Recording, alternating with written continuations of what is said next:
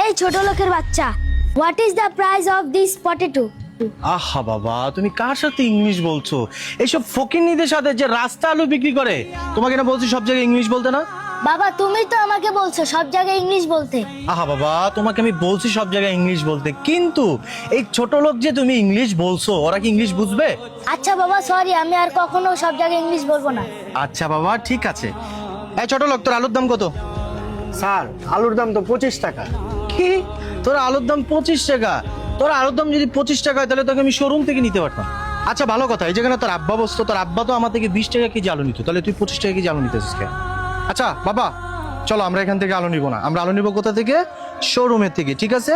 এই ফকিন্নিদি থেকে আলু নিব না আমরা, ঠিক আছে? চলো বাবা।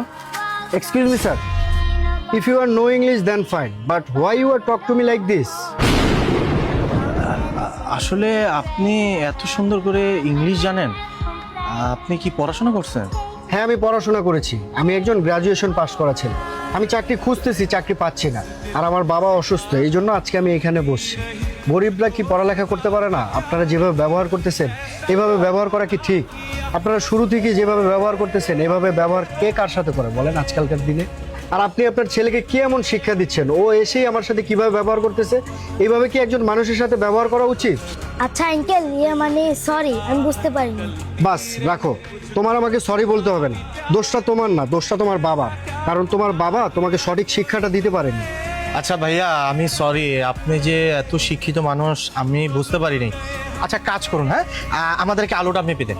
শোনেন একটা কথা বলি, আপনাদের মতো বড়লোক মানুষদের কাছে আমি আলু বিক্রি করতে চাই না, আপনারা আসতে পারেন। গরিব বলেই যে মানুষের সাথে খারাপ ব্যবহার করতে হবে বিষয়টা কিন্তু এরকম না। ভিডিওটি ভালো লাগলে লাইক কমেন্ট শেয়ার দিয়ে আমাদের পাশে থাকবেন। ধন্যবাদ।